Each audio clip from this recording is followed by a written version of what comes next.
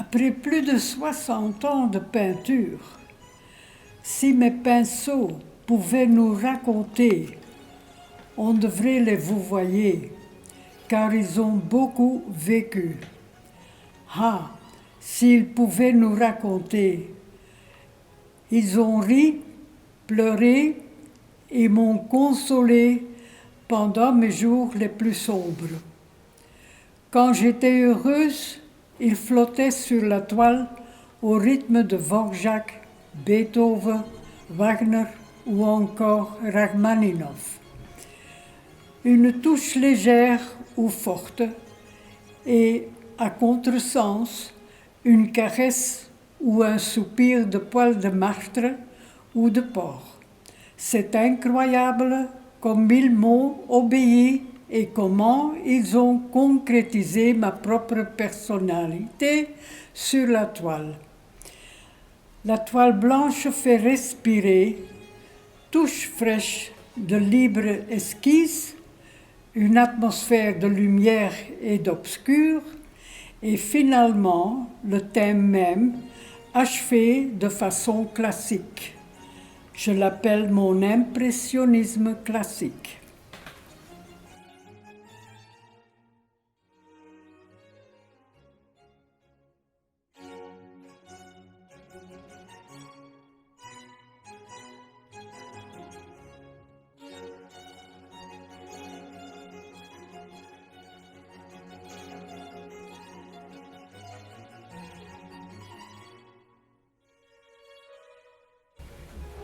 Het is de zon die juist. Was hier over een paar weken. En ik heb er direct van geprofiteerd en direct mijn grote lat gepakt. En ik denk, ja, dat is nou juist omdat dat een kerk is, zo gelijk een benedictie, hè, een zegen. Dus, J'ai connu Marie-Élise il y a plus ou moins 2 ans, via Éric Mathurin qui m'a donné un petit coup de fil parce qu'une artiste peintre voulait me voir pour voir si c'était possible de venir faire une exposition. Elle m'a invité chez elle, dans sa maison, un peu cachée à Rachan. Et là, j'ai découvert toute une panoplie de peintures cachées quelque part en bas, dans sa cave.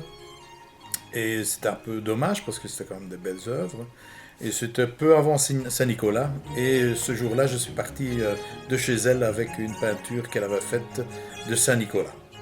Et qu'on avait exposée ici, lors de la venue de Saint-Nicolas à la réception. Peu après, elle est venue me retrouver en me disant écoute, j'ai des peintures en exposition à Bastogne, au Mardasson, et elles doivent déménager parce qu'il y a une autre exposition qui va avoir lieu et je cherche un endroit pour exposer. Est-ce que je peux exposer ici à Vallamundo? Et je trouvais que c'était une bonne idée. Je veux dire, on était dans la période hivernale. Dans ces tableaux, la Deuxième Guerre mondiale, on parle beaucoup de la Deuxième Guerre, c'était pendant l'hiver. Et on a trouvé ensemble un accord pour exposer ces peintures ici et faire découvrir quelque part à nos clients ces peintures. Et je trouve que Marie-Élise, elle est très attentive malgré son âge, je ne vais pas le dire, mais quand même par tout ce qui se passe autour d'elle. Donc elle est toujours interpellée par des sujets, que ce soit l'environnement, que ce soit ce qui se passe par exemple en Ukraine, parce qu'on a eu, en 2022, le 24 février, début de la guerre en Ukraine, mais elle avait déjà fait en 2014 quand même une peinture sur les mamans ukrainiennes qui priaient déjà quand les Russes sont venus une première fois attaquer leur pays. Et donc ça l'avait interpellée, elle en a fait une peinture. Elle a vu un reportage un jour au journal d'un dernier soldat de la Première Guerre mondiale qui a été fusillé. Également, elle a fait une peinture là-dessus. Et puis, peu après, elle a vu une photo dans un journal sur, les déchets qui se trouvent dans le monde. Elle avait vu un reportage sur la poubelle du monde au niveau des vêtements, le Sénégal. Et elle avait trouvé cette photo, elle voulait absolument mettre ça en peinture, mais pas seulement elle voulait le faire également participer les enfants qui devraient aussi être interpellés par ce sujet. Donc je lui ai proposé de faire appel à Stéphane Depré, qui organise quand même pas mal de stages de peinture, et également impliquer les enfants qui viennent ici en séjour à Vallamundo. Mais tu as raison. Après, c'est qu'est-ce qu'on fait des vêtements, tu vois? On en fabrique beaucoup et de plus en plus. Mais au bout d'un moment, tu ne les mets plus, on fait quoi? Tirer chaque fois 2 ou 3 enfants à la fois pour continuer le tableau. Là où vous voyez, il faut pousser un petit peu, il ne faut pas avoir peur. Avec le brosse, vous cherchez ce que vous voulez dire, ça va venir tout seul. Mais tu regardes ta photo, tu regardes la place où tu vas. Essayez maintenant. Bien tendu. Voilà. C'est la bonne manière pour peindre. Je voudrais bien que vous alliez faire le tour de l'exposition, il y a des tableaux partout, que vous en choisissiez un et que vous puissiez le reproduire en noir et blanc avec un crayon et un fusain. Donc, pendant qu'il y en a qui peignent, vous pouvez vous installer devant un des tableaux avec une petite planche, un crayon, un fusain pour refaire le tableau que vous aimez bien. Et on viendra vous chercher les uns après les autres pour faire le grand tableau en couleur. De nouveau, très vite, ça matche très bien. Elle a un bon contact avec les gens la voient peindre, ils trouvent ça très intéressant, posent beaucoup de questions. Je mocht jij met je blauw ook dat zwart tegenkomen. Hè? Je mocht dat mengen zelfs een beetje, je gaat dat wel voelen. Hè? En 2014, j'ai trouvé cette photo dans une magazine. Et je trouvais tellement jolie que je dis un jour je veux peindre ça. Malgré que c'est plein de saleté de poubelles. Mais c'était la pose, l'élégance de cette mannequin qui m'a donc tiré mon attention comme peintre portraitiste. Et tu peux bouger avec ton pinceau aussi, hein? Tu peux le frotter dedans. Et tu le diriges avec ton doigt un peu. Voilà. Tu peux pousser. Parce qu'il y a beaucoup de peinture dedans, dans ton... Voilà. Et on voit des enfants, des familles qui viennent où un enfant ou une personne aime la peinture aussi et qui demande même des conseils. Et donc elle a participé une première fois avec des enfants et de l'hôtel en séjour et de l'atelier de Stéphane Depré. On a également travaillé un petit peu avec le lycée de Falise aussi, 2 classes 5e, 6e primaire qui sont venus travailler sur une peinture. Donc très bien. Cette peinture est exposée en permanence ici. Hein? Tout à fait. Donc elle en a fait une première avec les enfants qu'elle a laissé ici à Vallamundo. Elle est exposée, je veux dire, dans la cage d'escalier, là où on descend pour aller vers notre club des enfants. Donc elle est visible à tout le monde. Et puis elle leur fait une nouvelle qui est beaucoup plus réaliste, qui ressemble plus à la photo. La première, comme ce sont les enfants qui ont travaillé là-dessus, elle dit qu'il faut laisser la créativité et l'innocence de l'enfant et je ne vais pas travailler dessus. Mais elle est en train de faire une deuxième qui est plus réaliste par rapport à la photo. Qui est le père Jules Bosmans, c'est le Bond zonder naam, l'association sans nom. Et il donnait chaque fois du travail, il cherchait pour quelqu'un qui revenait de prison. Quand il a décédé, je lui ai donné la bise sur le front et lui souhaité bon voyage. C'était mon meilleur ami. Oui. Et de mes actions que je faisais, il disait de moi que j'étais les poumons du monde. C'était beau, hein, beau. Ça, c'est magnifique. Hein. Nous sommes ici à Vallamundo avec les enfants des ateliers qui viennent habituellement le mercredi après-midi dessiner dans les locaux de Utopia. Et nous avons reçu une invitation de Marie-Élise pour créer tous ensemble un tableau sur le thème du textile, des problèmes de pollution, des problèmes qu'il y a actuellement au Ghana. Et donc Marie-Élise nous a proposé de partir d'une photo et que les enfants puissent intervenir justement sur ce grand tableau, sur cette grande toile, que chaque enfant fasse une intervention, évidemment avec le prérequis et du sujet de la thématique de la pollution, mais aussi le fait que puisqu'ils dessinent bien et qu'ils ont l'habitude de dessiner, Marie-Élise leur a en plus expliqué la technique de la peinture à l'huile, et comme ça ils peuvent intervenir chacun à leur tour sur cette grande toile avec leurs petites touches personnelles justement pour faire un projet collectif. Oui. Les plus jeunes ont 5 ans, les plus grands ont 13 ans, et puis après cette toile évidemment va prendre un certain temps. Marie-Élise a dessiné déjà une partie, a dessiné le personnage central, elle a déjà aussi dessiné avec des enfants qui sont ici en vacances à Vallamundo, et puis nous allons dessiner là cet après-midi et essayer de compléter le tableau. Heureusement, c'est sec, c'est bon. C'est presque sec, tu vois. Mais là, c'est un filou, hein. Oui, allez. Ensuite, elle a organisé ici une exposition sur la guerre. Oui, donc en permanence. De toute façon, la guerre est le fil rouge, je pense, de ces peintures. Hein, on les retrouve partout. Je veux dire, mais elle a plusieurs sujets. Il y a la guerre, mais il y a également les natures mortes. Il y a également, je veux dire, les paysages qu'elle a fait, hein, des tableaux, des bardages et tout ça, des chevaux de trait qui travaillent dans les bois. Donc ça, elle a plusieurs thèmes, si vous voulez.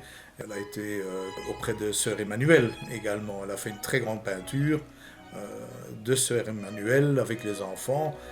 Et lors, je veux dire, de 50 ans, 60 ans de peinture, qu'elle a fait une exposition ici en 2022, donc du 15 juillet au 15 août, lors de cette exposition, elle avait mis aussi un petit coffre dans lequel on pouvait mettre de l'argent, et cet argent servait toujours en Égypte pour financer des projets de pompage d'eau, par exemple. Et ça, c'est toujours une suite de sa visite à l'Égypte et où elle a rencontré la sœur Emmanuelle. Oufalise, actuellement, est en train de construire la place Albert, un endroit où on veut exposer donc le char, le fameux char qui est tombé dans l'Ourthe, ici, route de la Roche. Et il y aura également, je pense, un petit musée. On va reconstruire quelque part un chalet en bois, comme il a été construit après, je veux dire, le bombardement d'Oufalise. Et Marie-Élise offre ici une peinture basée sur une photo de ce fameux char qui était tombé dans l'Ourthe, route de la Roche. Et qui a été réalisé ici même. Tout à fait. Elle a fait plusieurs peintures déjà ici. On a fait également une peinture, également l'année dernière, le 3 mai, on a fait Oufalise, la ville d'Oufalise avec 67e bataillon d'Amé, donc un concert ici à Vallamundo. Et je veux dire, l'argent qui a été récolté lors de ce concert a été versé à Saint-Vincent de Paul, Saint-Paul de Vincent. J'ai démarré à 58 chez Jan van Puijenbroek. Alors ça fait maintenant plus de 60 ans. Alors j'ai été chez lui pendant 10 ans. Il nous a envoyé copier au musée à Anvers. Et moi je devais faire la Sainte Trinité de Rubens. Et là j'ai trouvé vraiment le chemin que je devais faire. C'est le grand portrait de Rombout. C'était le premier grand portrait que je devais faire dans les années 60. Et c'était Rombout's Coffee, voilà, le fondateur du café. Ceci, c'est le premier amour de ma fille quand elle avait 16 ans à peu près. Et j'avais fait son portrait. Et alors, quand j'étais partie, à un moment, il était parti. Il l'a quitté. Je rentrais, elle pleurait. Alors, je dis, je vais me venger. Et voilà, je l'ai ajouté, j'ai agrandi son nez, c'est une petite revanche que j'ai faite. Voilà, ça c'est la première médaille que j'ai reçue, c'est mon Petrus Provo. C'est très classique parce que j'ai suivi les études classiques pendant 10 ans chez Jan van Puijenbroek, le meilleur portraitiste de Belgique. J'ai participé à Lierre, tout près d'Anvers, et j'ai reçu la première médaille, une médaille de bronze, en 1967. Alors, ce que je montre ici, ce sont les médailles d'or, très classiques, et vous voyez tout doucement me évoluer vers l'impressionnisme. Il y a des portraits qui sont peints sur panneaux, les panneaux qui sont préparés comme les anciens maîtres au Moyen-Âge, avec la craie, puis le col de lapin. Et c'est un travail artisanal assez fort pour les préparer plusieurs fois. Donc, avant de pouvoir peindre, ça prend du temps de préparation. L'autre portrait que vous voyez, c'est Charlie. Hey Charlie, c'est la médaille en 80 que j'ai gagnée en France, médaille d'or, dans les jardins de Giscard d'Estaing. Voilà, la médaille d'or était là. J'ai donc commencé sur le panneau qui est préparé comme les anciens maîtres dans le Moyen-Âge. Alors j'ai dessiné avec le crayon et alors je l'ai lavé comme de l'aquarelle et augmenté avec la peinture à l'huile. Et c'est comme une transparence. On sait vraiment suivre les phases que j'ai passées. Parce qu'il y a parfois des tableaux, enfin il y a toujours des tableaux qu'on ne sait pas comment s'il a eu des difficultés, oui ou non. Hein? Donc en dessous on ne sait pas voir, mais ici on sait à travers. Hein? Le tableau est fait à 89 et c'est un plein air, ça veut dire que c'est peint dehors. Ils se sont posés dans l'herbe. Et puis voilà, c'est la même technique avec les transparences. Hein? C'est la deuxième prix que j'ai reçu, la médaille d'argent. Et voilà, c'est le Rosenhutsche, c'est le portrait. Et c'était environ en 62 que j'ai eu ma première exposition à Turnhout. On voit très bien les traits d'esquisse, toujours pour commencer. Et puis le portrait même est très classique. Comme Rodin, par exemple, il commence avec un bloc de marbre et puis il monte et il va très classique pour le portrait. C'est à peu près dans le même sens que je l'ai fait. La petite fourrure. Il y avait une exposition à Bruxelles et par hasard je me trouvais à côté de M. Juet, qui était dans le temps à Bruxelles chargé de s'occuper des expositions en échange les artistes en Angleterre, les Flamands, et de retour les Anglais en Belgique. Et on parlait et je lui montrais les photos de mon œuvre et j'étais trop classique pour pouvoir participer. Alors il dit, mais madame, avec une œuvre pareille, vous n'avez quand même pas de fin. Je dis, monsieur, ça concerne mon honneur, hein, pas seulement l'argent. Hein. Et alors j'étais tellement déçue et tellement en colère, que j'ai pleuré dans le train de Bruxelles jusqu'à Anvers. Quand j'ai rentré, j'ai fait ce tableau pour comment je devais me voir pour pouvoir participer en Angleterre avec les autres artistes, voilà. C'est un clin d'œil, l'autre portrait, oui, un petit revanche, quoi. C'était en 74.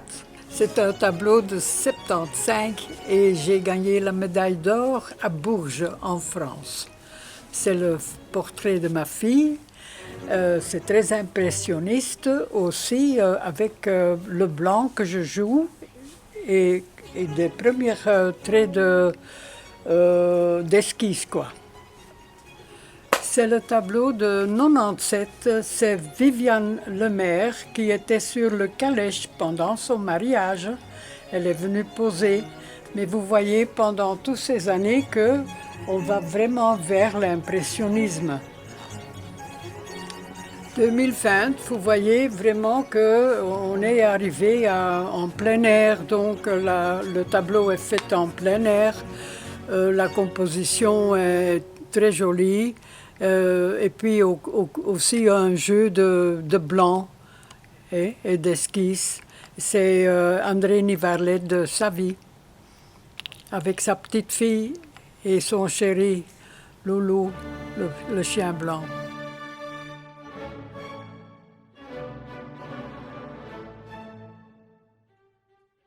C'est la photo, le portrait que j'ai fait de Jean-Marie Paf.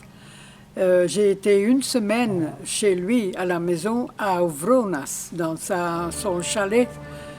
Il avait même un cave de l'atome, pour l'atome. C'est le portrait de Arlon, du bourgmestre Goffinet et sa femme.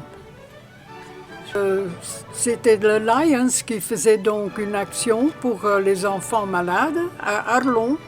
Et alors j'ai fait le portrait des petits-enfants d'un pharmacien à Arlon, l'arbre généalogique. C'est le panneau que vous voyez. C'est une nature morte sur panneau et très classique, avec lequel j'ai gagné une médaille d'or. Et l'autre, c'est donc aussi une nature morte, mais c'est à ma façon, en esquisse, assez rapide.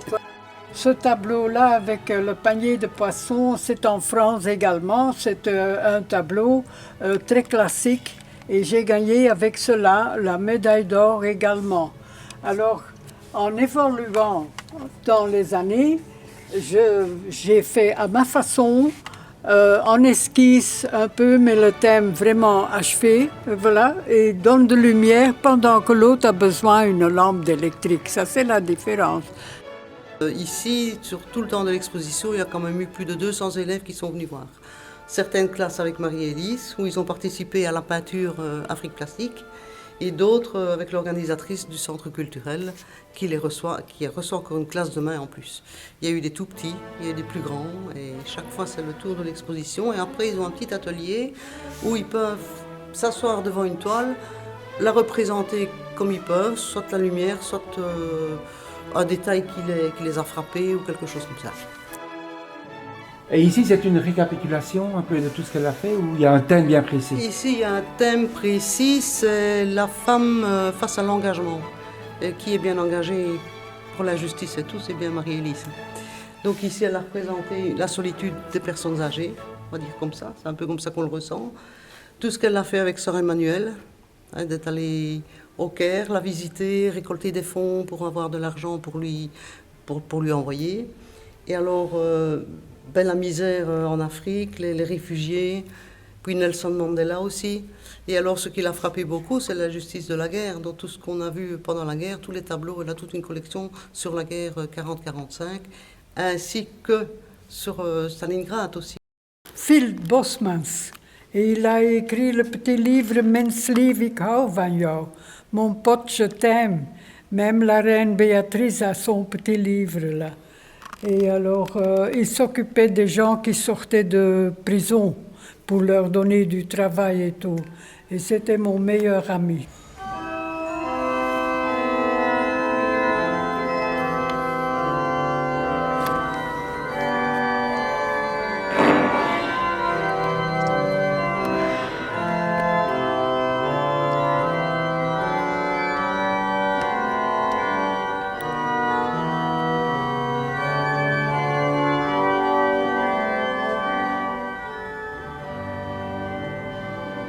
Na meer dan 60 jaar schilderkunst. Tegen mijn penselen mag je u zeggen, want sommigen zijn op zeer hoge leeftijd. Indien zij zouden kunnen vertellen, zij hebben getreurd en gelachen en steeds hebben ze mij getroost in moeilijke dagen. In gelukkige momenten zweefden zij over het doek op het ritme van Dvorak, Beethoven, Wagner of Rachmaninov. Een lichte toets een zware grove toets, een tegendraadse, een streling of een zucht van marter of varkenshaar. Ongelooflijk hoe ze gehoorzamen en hoe ze je eigen persoonlijkheid op doek zetten. Het witte doek laten ademen, losse, schetsmatige, frisse toetsen bewaren, een sfeer van licht en donker en uiteindelijk het thema zelf klassiek afgewerkt. Ik noem het mijn klassiek impressionisme.